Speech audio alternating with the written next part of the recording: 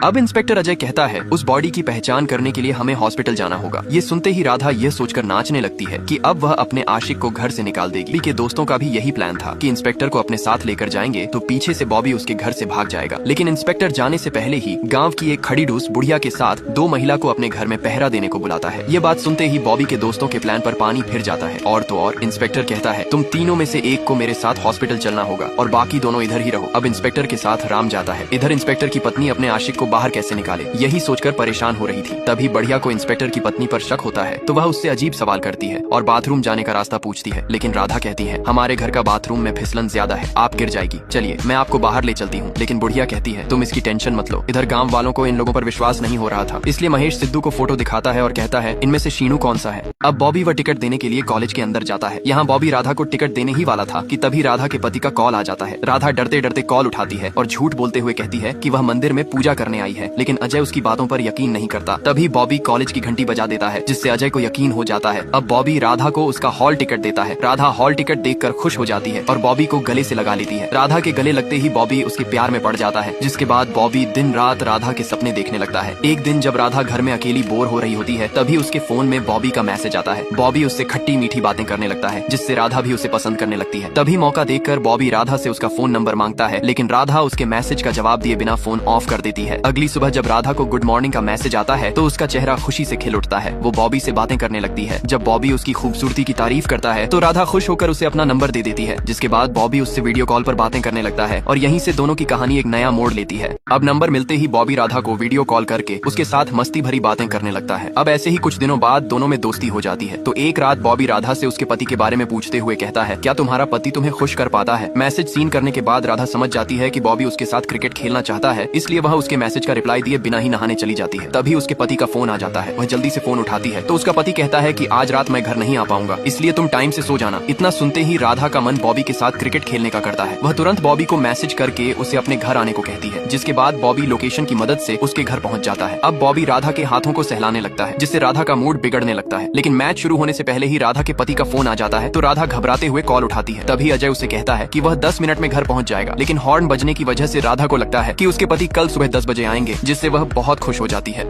अब वह दोनों अपना कार्यक्रम शुरू करने ही वाले थे कि तभी अचानक घर की बेल बज उठती है, जिसे सुनते ही राधा की सांसें अटक जाती हैं क्योंकि उसका पति दरवाजे पर खड़ा था। अब राधा बॉबी को छिप जाने के लिए कहती है, लेकिन घर में छिपने की कोई जगह नहीं होती तो राधा उसे अपने बाथरूम में ही छिपा देती है। इधर दरवाजा न खुलने की वजह से अजय का मूड खराब हो रहा था। थोड़ी देर बाद राधा दरवाजा खोलती है। अजय के पूछने पर राधा कहती है कि मेरी आंख लग गई थी, इसलिए मैं उठ नहीं पाई। अब अजय फ्रेश होने के लिए बाथरूम में जाता है, जिससे राधा बहुत डर जाती है। लेकिन लकड़ी के डब्बे में छिपे होने की वजह से बॉबी अजय को दिखाई नहीं देता। अजय हल्का होकर बाथरूम से बाहर निकल जाता है। अजय के बाहर निकलते ही राधा बॉबी को मैसेज करके वहीं छिपे रहने को कहती है, जिसके बाद राधा अपने पति को दूध देने जाती है। दूध पीने के बाद अजय राधा को अपने साथ सोने को कहता है, लेकिन राधा उसके साथ सोने का नाटक करती है। और जब अजय की आंख लग जाती है तो राधा बिस्तर से उठने की कोशिश करती है, लेकिन अजय उसे जोर से पकड़ लेता है। अब थोड़ी देर बाद जब अजय की आंख लग जाती है तो राधा बिस्तर से उठने की कोशिश करती है। तभी विक्रम उसे कसकर पकड़ लेता है, जिससे राधा अपने आशिक के पास जा नहीं पाती। काफी देर बीत जाने के बाद जब राधा नहीं आती है तो परेशान होकर बॉबी अपने दोस्तों को कॉल करता है और उन्हें सारी घटना के बारे में बताता है। ये सुनकर उसके दोस्त बॉबी पर हंसने लगते हैं, लेकिन बॉबी कहता है अगर तुम लोगों ने मुझे नहीं बचाया तो उसका पति मुझे गोली मार देगा। ये सुनकर उसके दोस्त बॉबी को बचाने इंस्पेक्टर के घर पहुंच जाते हैं और दरवाजा खटखटाकर इंस्पेक्टर को बाहर बुलाते हैं। जब इंस्पेक्टर उनसे सवाल जवाब करता है तो रोहित झूठ बोलते हुए कहता है कि हाईवे पे किसी का एक्सीडेंट हो गया है और उसकी हालत बहुत नाजुक है, इसलिए हम आपके पास आए हैं। लेकिन इंस्पेक्टर उनसे आदमी का नाम पूछता है तो रवि एक्सीडेंट हुए आदमी का नाम शीनू बताता है। लेकिन इंस्पेक्टर इस नाम के किसी आदमी को नहीं जानता था, इसलिए वह राधा को बुलाकर उससे शीनू के बारे में पता करने को कहता है।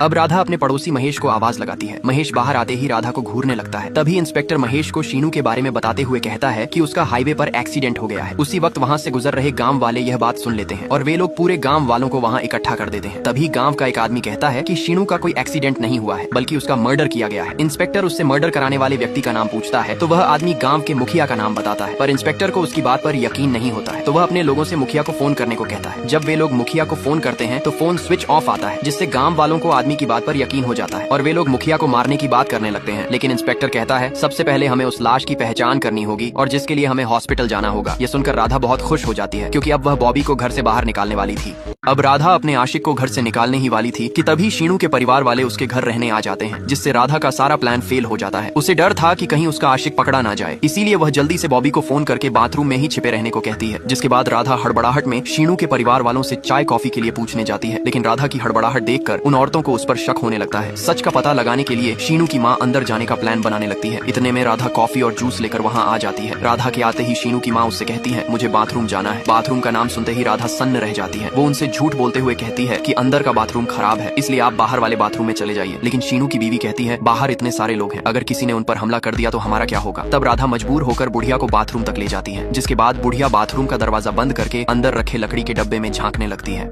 अब बुढ़िया बाथरूम का दरवाजा बंद करके अंदर रखे लकड़ी के डब्बे में झांकने लगती है, लेकिन नजर कमजोर होने की वजह से वह बॉबी को देख नहीं पाती। सच्चाई बाहर लाने के लिए वह हर संभव प्रयास करती है, लेकिन उसके हाथ कुछ नहीं लगता। अंत में परेशान होकर वह बाथरूम से बाहर आ जाती है और अपनी बहुओं को बताती है कि बाथरूम में उसे लकड़ी के डब्बे के अलावा कुछ नहीं मिला। लेकिन उनकी बहुओं को बुढ़िया की बातों पर यकीन नहीं होता, इसलिए वे अपने बच्चों को घर में छुपा छुपी खेलने को कहती है। अपनी माँ की बात मानकर बच्चे खेलने लगते हैं। तभी बच्चों को अंदर जाते देख राधा की बेचैनी और भी बढ़ जाती है। राधा की हालत देखकर वे औरतें उसे अपने साथ बैठने के लिए कहती हैं। तभी एक लड़का कमरे से बाहर आकर कहता है कि उसके दोस्त अंदर नहीं मिल रहे हैं। तब बुढ़िया उसे बाथरूम में ढूंढने को कहती है, तो लड़का बाथरूम की ओर जाने लगता है, पर तभी कुछ चोर गांव की बिजली काट देते हैं, जिससे पूरे गांव में अंधेरा छा जाता है। इसी का फायदा उठाकर राधा अपने आशिक को घर से निकालने ही वाली होती है कि तभी अचानक घर की बत्ती जल उठती है, लेकिन नजर कमजोर होने की वजह से बुढ़िया उन्हें देख नहीं पाती, जिससे राधा की जान बच जाती है। अब शीनू की लाश को एम्बुलेंस से बाहर निकाला जाता है तो उसके परिवार वाले लाश की पहचान करने आते हैं, लेकिन चेहरे पर कपड़ा लपेटे होने की वजह से उसकी माँ उसे शीनू समझ लेती है और फूट फूट कर रोने लगती है। तभी बॉबी के दोस्त गांव वालों को मुखिया के खिलाफ भड़का देते हैं, जिससे गांव वाले मुखिया के लोगों को पीटने लगते हैं। इसी बीच मौका देखकर राधा अपने आशिक को डब्बे से बाहर निकाल लेती है और उसे अपने साथ ले जाने लगती है। वह बॉबी को घर से बाहर निकालने ही वाली थी कि तभी लड़ाई के बीच असली शीनू जिंदा लौट आता है। शीनू को देखकर गांव वाले शांत हो जाते हैं। तभी राधा की नजर अजय पर पड़ जाती है, जिससे वह डर जाती है और बॉबी को फिर से कमरे में छुपा देती है। शीनू के लौट आने के बाद